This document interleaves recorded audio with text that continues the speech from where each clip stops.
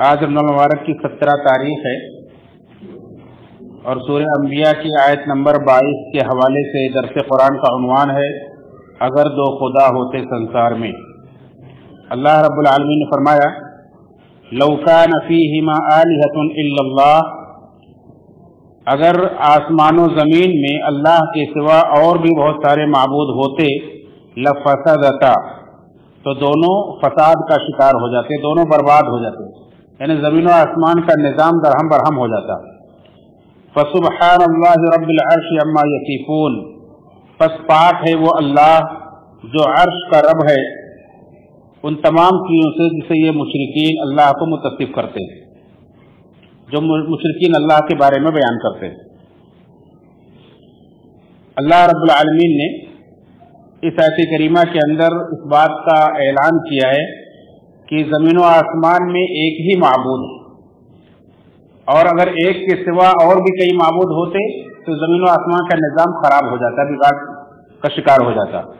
اور اس کے بعد اللہ رب العالمین نے مشرکین کی تردید کی کہ مشرکین اللہ رب العالمین کو جیسا سمجھتے ہیں اور اللہ رب العالمین کے بارے میں جو عقیدہ جو نظریہ رکھتے ہیں، جن جن کو اللہ کے ساتھ یہ شریک ٹھہراتے ہیں، سب سے اللہ رب العالمین کی ذات پاک ہے، وہ بہت بلند ہے، وہ عرش عظیم کا رب ہے۔ مفسر قرآن عبد الرحمن بن ناصر السعدی رحمہ اللہ اپنی تفسیر سعدی کے اندر فرماتے ہیں کہ اللہ تعالیٰ نے اپنی کامل قدرت اور اس حقیقت کو کہ ہر چیز اللہ کے سامنے سرنگوں ہے، اس کو ذکر کرنے کے بعد اللہ نے فرمایا کہ یہ وجود کائنات صرف ایک ہی الہ کے لیے درست اور لائق، اگر ایک سے زائد معبود ہوں تو سارا نظام درہم برہم ہو جائے۔ اور سورہ انبیاء کی یہ آیت جہاں آیت نمبر 22 جو ذکر کی گئی ہے، اس کے آگے پیچھے کی آیتیں آپ پڑھیں گے تو واقعی اللہ رب العالمین نے اپنی زبردست قدرت کو وہاں بیان کیا ہے کہ کائنات کی ہر چیز اللہ رب العالمین کے اختیار میں، کسی کے اختیار میں کچھ بھی نہیں۔ اللہ نے فرمایا کہ جن کو یہ لوگ معبود بنائے ہیں ان سے کہو کہ کیا کسی کو زندہ کر سکتے ہیں؟ نہیں کر سکتے ہیں، معبود کیسے ہوئے؟ اور بھی اللہ رب العالمین نے بہت ساری چیزوں میں تردید کی ہے کہ اللہ رب العالمین کے اختیار میں ساری چیزیں ہیں، زمین و آسمان کی ہر چیز اللہ کے اختیار میں ہے، اور اس کے علاوہ کسی کے پاس کوئی اختیار نہیں ہے، کوئی کچھ بھی کسی بھی چیز کا ذرے برابر کسی چیز کا مالک نہیں ہے۔ اور یہ اس مفہوم کی آیت کو اللہ رب العالمین نے اور بھی کئی جگہوں پر بیان فرمایا ہے، جن جن چیزوں کو اللہ کے ساتھ شریک ٹھہراتے ہیں اللہ نے سب کی تردید کی ہے، جیسے کہ سورہ مومنون کی آیت نمبر 91 میں آپ پڑھیں گے، اللہ نے فرمایا مَتَّخَذَ اللَّهُ مِن وَلَدٍ وَمَا كَانَ مَعَهُ مِنْ إِلَٰهٍ، اللہ رب العالمین نے کسی کو اولاد نہیں بنایا۔ جیسے لوگ اللہ کا بیٹا اور بیٹی بتاتے ہیں، اللہ نے فرمایا اللہ کی کوئی اولاد نہیں ہے، وَمَا كَانَ مَعَهُ مِنْ إِلَٰهٍ، اور اللہ کے ساتھ کوئی معبود نہیں ہے۔ اگر ایسا ہوتا اِذًا لَذَهَبَ كُلُّ إِلَٰهٍ بِمَا خَلَقَ، تو ہر معبود جس نے جو کچھ بھی پیدا کیا ہوتا وہ اپنا لے کر کے الگ ہو جاتا، اپنا لے کر چلا جاتا۔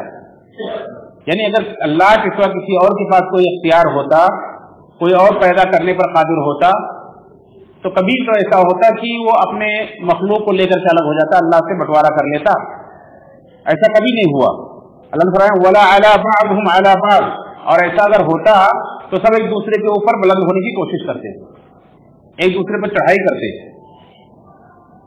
سبحان اللہ عما یصفون، اللہ نے فرمایا اللہ تعالیٰ پاک ہے ان چیزوں سے جس سے اللہ کو متصف کرتے ہیں۔ اللہ رب العالمین نے ہر چیز سے اپنے آپ کو پاک کیا ہے جس کو مشرکین اللہ کے ساتھ شریک ٹھہراتے ہیں، کہ جیسے باپ کے بعد بیٹا ہوتا ہے تو کبھی باپ سے بغاوت کر کے اپنی الگ پارٹی بنا لیتا ہے، تو اللہ رب العالمین کی کوئی اولاد نہیں ہے، اللہ کا کوئی باپ نہیں ہے، اللہ رب العالمین کی کوئی بیوی نہیں ہے، اللہ رب العالمین کا کوئی شریک ایسا نہیں ہے، کوئی ایسا با اختیار نہیں ہے کہ جو اللہ کے اوپر چڑھائی کر سکے، اللہ رب العالمین کے اوپر بلند ہو سکے اور اللہ کے خلاف اپنی الگ خدائی کا دعویٰ کر سکے، کسی کے پاس ایسا کوئی اختیار نہیں۔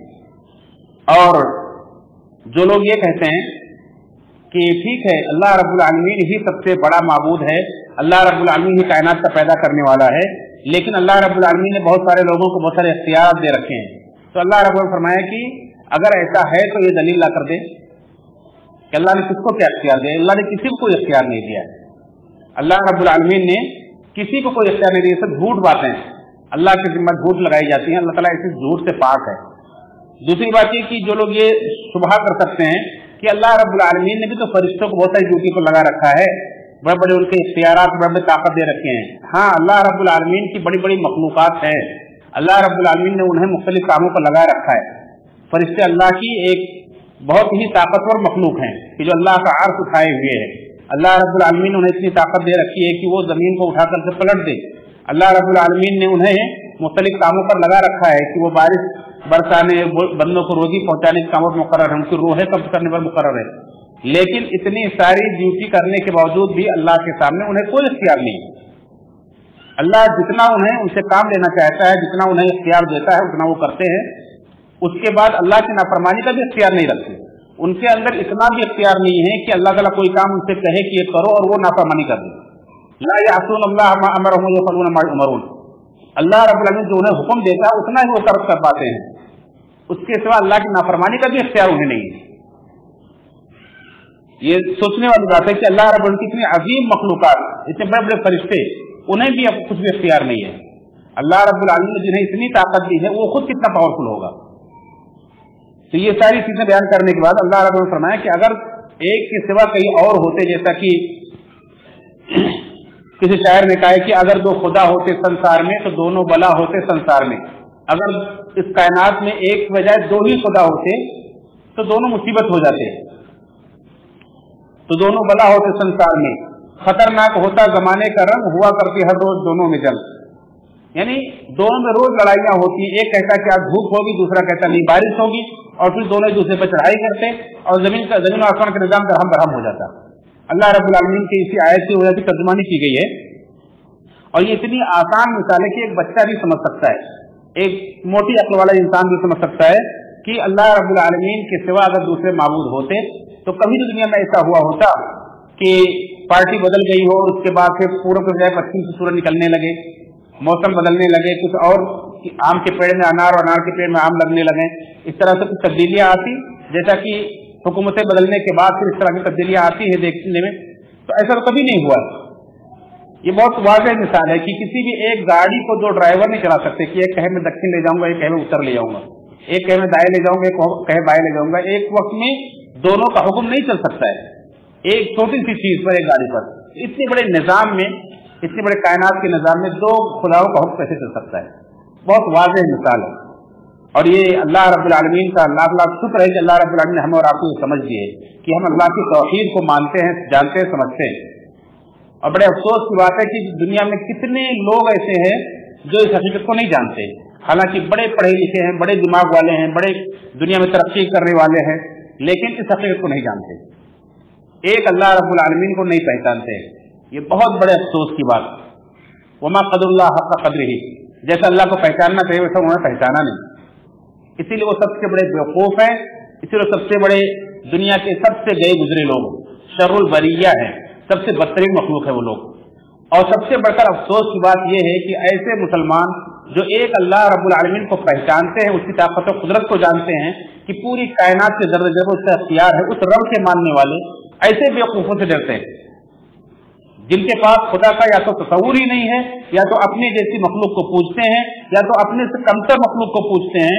ऐसे बेवकूफ दुनिया से ऐसे अल्लाह वाले डरते हैं जो अल्लाह रब्बुल आलमीन की सही समझ और पहचान रखते हैं। ये बहुत अफसोस की बात है। देखिए, इब्राहिम अलैहिस्सलाम एक अल्लाह को पहचानते थे, एक तरफ पूरी बादशाहत थी, कोई डर उनके दिल के अंदर नहीं था, कितना इत्मीनान था उनके दिल के अंदर की पूरी कौम को बेधड़क समझाते थे, अपने बाप से लेकर बादशाह वक्त तक को समझाते थे। और नहीं समझ में आता था, उनके सामने जाकर उनके बुतखाने में पहुंचकर उन्हें तोड़ करके समझाया और आकर घर पे इत्मीनान से बैठ गए। आग में डाला गया लेकिन कोई डर, कोई खौफ नहीं। एक अल्लाह को जो पहचान लेता है, दलाल से पूछें कि एक अल्लाह को पहचानने का नशा क्या होता है। एक अल्लाह को जो पहचान लेता है दुनिया की किसी ताकत से नहीं डरता है। कितना उन्हें सताया गया। अबू ज़र ग़फ़ारी रज़ियल्लाहु अन्हु जब अल्लाह को पहचान लिए, अल्लाह ने कहा कि अबू ज़र जाओ अपने इलाके में, जब इस्लाम गालिब आएगा हमारे साथ आके मिल जाना। उन्होंने कहा नहीं, खाने काबा के पास जाकर खड़े होकर ऐलान किया, अशहदु अल्ला इलाहा इल्लल्लाह व अशहदु अन्ना मुहम्मद रसूलुल्लाह। लोगों ने मारकर लहू लहान कर दिया। जब होश में आए तो फिर खड़े होकर वही नारा लगाया।